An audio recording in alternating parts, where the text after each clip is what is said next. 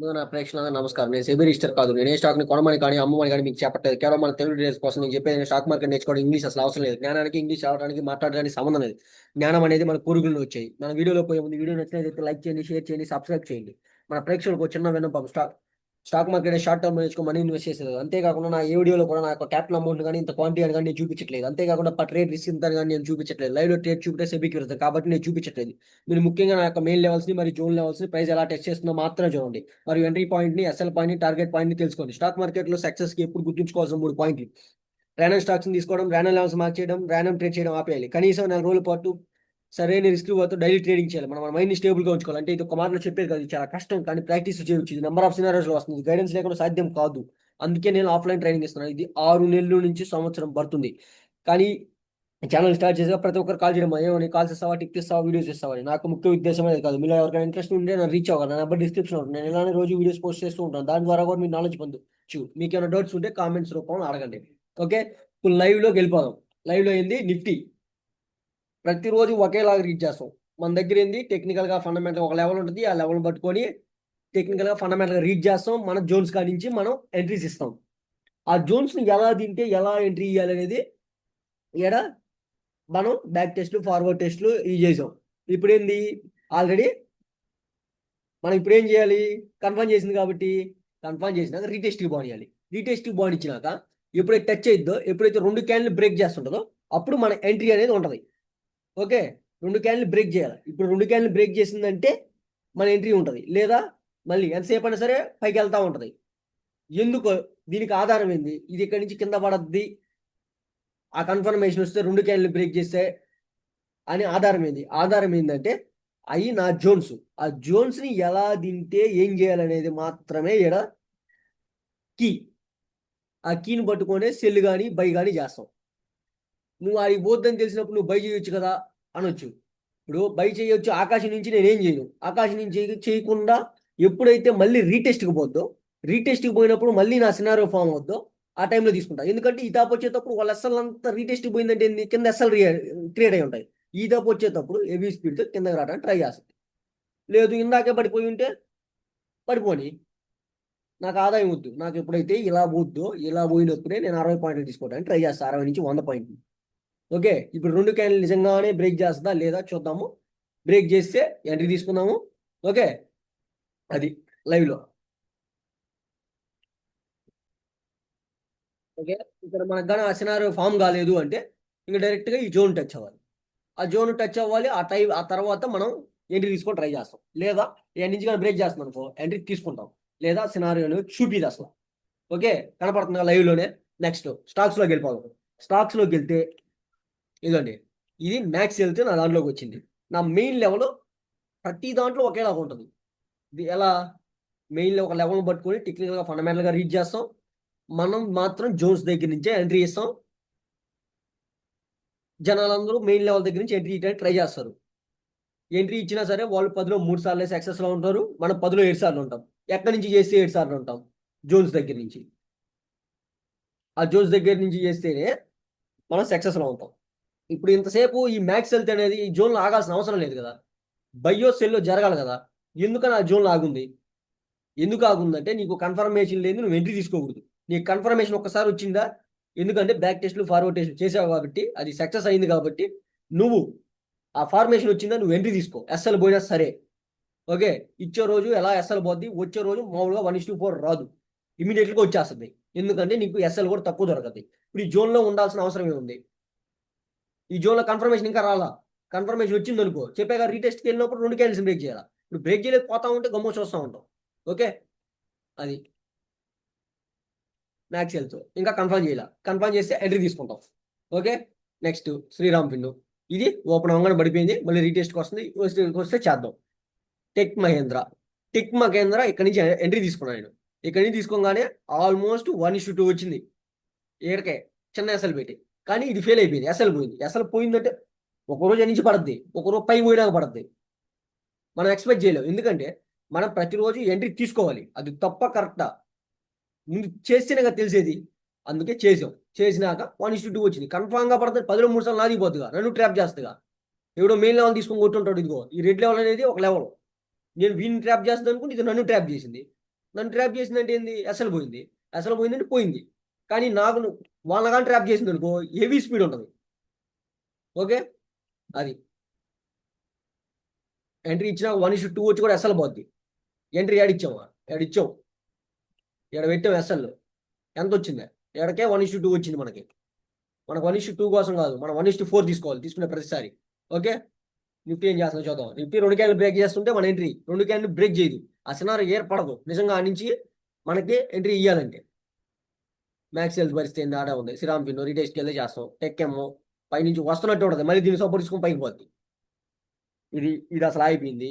Next SBI life. SBI life మనం ఇప్పుడు cell చేయాలి.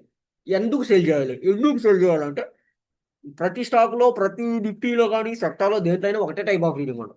ఇప్పుడు ఏం చేసింది అంటే ఈ జోన్, ఇది నా జోన్, ఈ జోన్ ఓపెన్ అయింది. ఓపెన్ అయినాక అంటే జోన్ బ్రేక్ చేసుకుని కిందకు వచ్చింది. లో కూడా క్రియేట్ చేసింది అంటే మళ్ళీ పైకి వెళ్ళింది. పైకి వెళ్ళి ఇక్కడ కన్ఫర్మ్ చేస్తుంది అనుకో, ఎంట్రీ తీసుకుంటాం. దీని టాప్లో ఎస్ఎల్ పెడతాం. లేదా అసలు ఆ సినారో చూపి పోతానే ఉంటుంది. ఓకే, ఇది టెక్ఎం ఏంది ఎంటైర్ జోన్లో ఓపెన్ అయింది. ఇది సైడ్ వేలో ఉండడానికి చూపిస్తుంది. చూద్దాం అది ఏం చేస్తుందో ఎంట్రీ తీసుకునేటప్పుడు చెప్తాను. ఇవి మన స్టాక్స్. ఓకే, కన్ఫర్మ్ చేస్తే తీసుకొని చూపిస్తా నిఫ్టీ. ఓకే, ఓకే, మన ఎంట్రీ 2 క్యాండిల్ బ్రేక్ చేస్తే అప్పుడు అయిపోయింది. ఈ ఎస్ఎల్ పోద్దా, మనకు 60 పాయింట్లు వేస్తుందా లేదా ఇంకా అది చూసుకుంటారు. ఓకే, అది ఓకే. ప్రీమియం ఏడు ఎంటర్ అయింది, 25 పాయింట్లు పెట్టాము. చూద్దాం ఏం చేస్తుంది ఏంది. ఎస్ఎల్ పోద్దా, మన టార్గెట్ వేసొద్దా? అది ఇంకా చూసుకుంటుంది, మన చేతిలో ఏం లేదు. ఓకే, 20 పాయింట్లు తీసుకునే పని అయితే ప్రతి దగ్గర నుంచి 20 పాయింట్లు తీసుకోవచ్చు. కానీ మనం ట్రై చేసేది 60 నుంచి 100 పాయింట్లు. ఇది ఆ యత్నంలో ఎస్ఎల్ కూడా పోద్ది. ఎందుకంటే ప్రతిసారి 60 పాయింట్లు 100 పాయింట్లు అంటే ఇయ్యేది కదా, సైడ్ వేలో ఉన్నప్పుడు పోతాయి కదా. అది ఎస్ఎల్ పోతుండే కదా, చూద్దాం ఏం చేస్తుందని.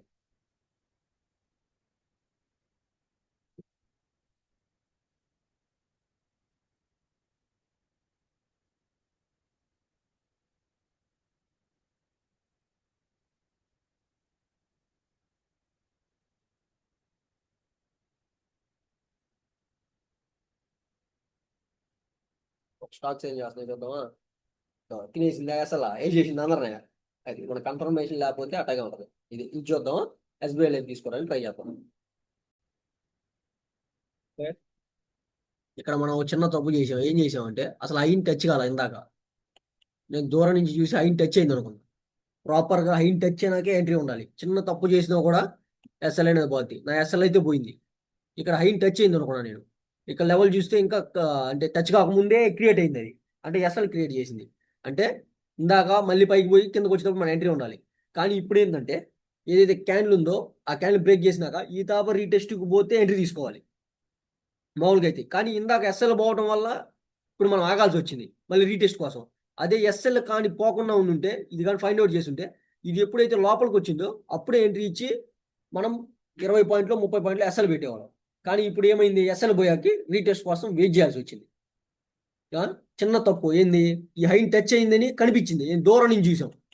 జూమ్ చేస్తే అప్పుడు అర్థమైంది. ఏమర్థమైంది, హైన్ టచ్ కాలేదు. హైన్ టచ్ కాకుండానే క్రియేట్ అయింది. దాంట్లో మనం ఒకరం అయిపోయాం. చూద్దాం మళ్ళీ రీటెస్ట్కి పోద్దా. ఈ తాప రీటెస్ట్కి పోయి 2 క్యాండిల్ బ్రేక్ చేస్తే తీసుకోవాలి. కానీ ఇంకా రీటెస్ట్కి పోద్దా అనేది చెప్పలేము. పోతే ఈ తాప మళ్ళీ 2 క్యాండిల్ బ్రేక్ చేస్తుంటే ఎంట్రీ తీసుకోవాలి. ఓకే, లేకపోతే మన ఎంట్రీ ఉండేది ఇందాకే మళ్ళీ లోపలికి వచ్చినప్పుడు. చూద్దాం ఏం జరుగుద్ది అని.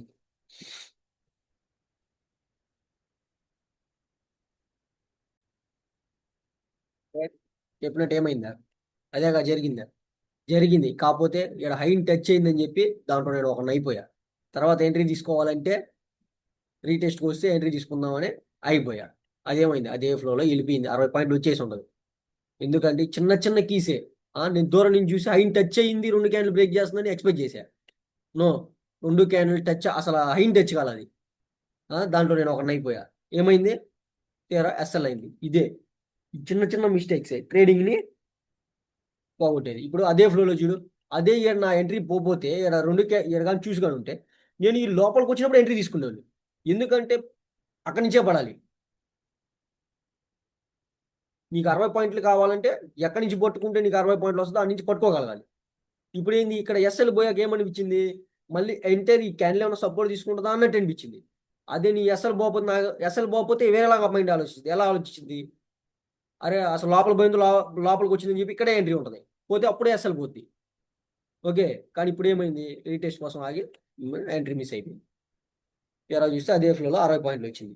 చిన్న కీ హైని ఆల్రెడీ టచ్ అయిపోయినట్టు కనిపించింది. అంటే నేను జూమ్ ఇట్లా పెట్టున్నాక అది హైని టచ్ అయినట్టు కనిపించింది.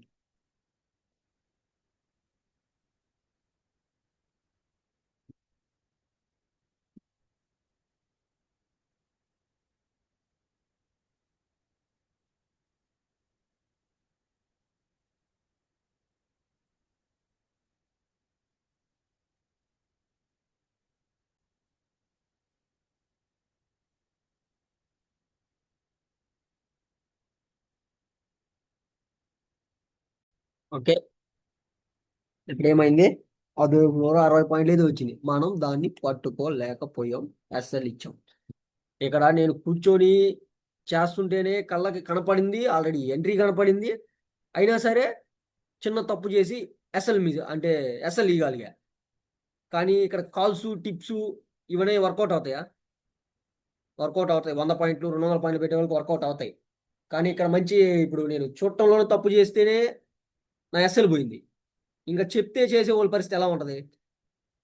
చెప్తే చేసే వాళ్ళ పరిస్థితి ఇంకా నా అద్దుమానంగా ఉంటుంది. 24 గంటలు సిస్టమ్ ముందు కూర్చొని ఆడికి పోతే చెయ్యాలని చెప్పి కూర్చొని దూరం నుంచి చూసి దాని తప్పేం లేదు, అది కరెక్ట్గానే ప్రవర్తించింది. హైన్ టచ్ అయినప్పుడు 2 క్యాండిల్ బ్రేక్ చేసినప్పుడు ఎంట్రీ తీసుకోవాలి, అది దానిలాగా ప్రవర్తించింది. నేను ఫస్ట్ వీడియో స్టార్ట్ చేసినప్పుడు చెప్పా, ఈ హైన్ టచ్ అయినప్పుడు 2 క్యాండిల్ బ్రేక్ చేస్తుంటే మన ఎంట్రీ ఉంటుందని. కానీ అది హైనే టచ్ కాల, మనం దూరం నుంచి చూసి హైన్ టచ్ అయింది అనుకొని ఎంట్రీ ఇచ్చాము. అదే ఫ్లో ఎస్ఎల్ పోయింది. నీట్గా చూడండి ఇప్పుడు ఎంత ఫ్లో వచ్చిందో. అది 24 గంటల సిస్టమ్ మీద కూర్చొని బ్యాక్ టెస్ట్ చేసి ఫార్వర్డ్ టెస్ట్ చేస్తేనే ఇలాంటి తప్పులు చేస్తేనే అసలు పోతున్నాయి. ఇంకా ఎప్పుడో ఎంట్రీ చెప్పి ఎవడో అసలు పెట్టి ఎవడో ట్రెక్కర్ కొట్టి ఆ, చేయాలంటే కుదరద్దా? చెప్పండి, ఎప్పుడో లాస్ట్లోనే ఉంటారు.